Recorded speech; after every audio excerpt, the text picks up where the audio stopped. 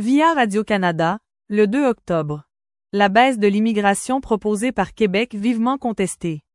On revient sur l'article.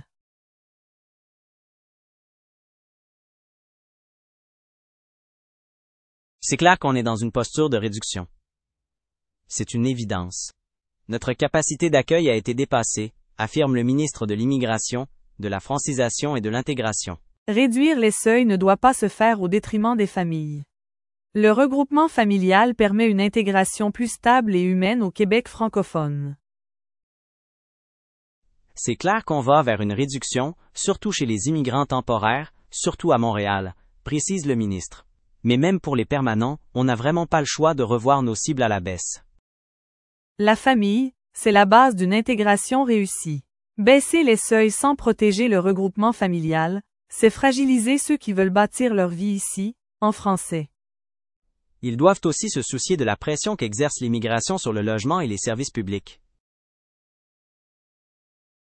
Plutôt que de blâmer les familles, le gouvernement du Québec doit améliorer la planification du logement et des services. Nous appuyons une intégration ordonnée et familiale, pas une approche punitive.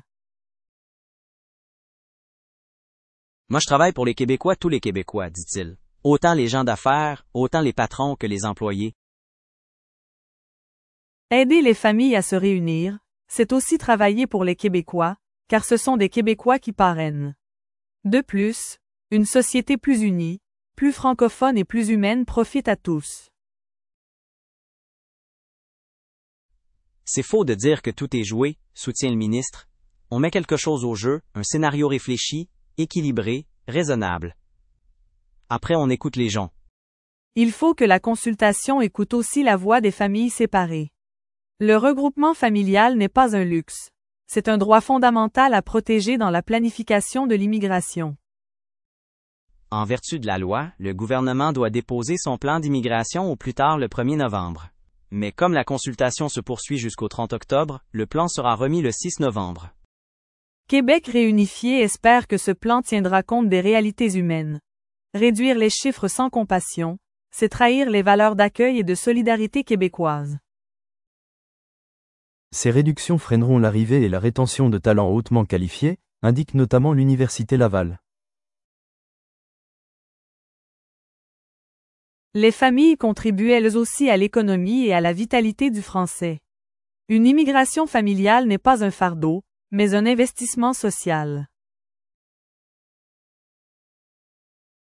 La TCRI estime que cette approche restrictive risque d'accentuer les tensions et de priver la société québécoise d'apports essentiels. Québec réunifié partage cette inquiétude.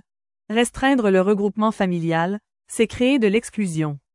Une intégration réussie commence par la sécurité et la stabilité des familles. Un nombre record de 140 mémoires a été reçu dans le cadre de la consultation sur le plan d'immigration. Un record révélateur d'un débat crucial. Québec réunifié se joint à ce débat pour rappeler que derrière chaque chiffre, il y a des familles, des enfants, et un avenir à construire ensemble, ici, au Québec.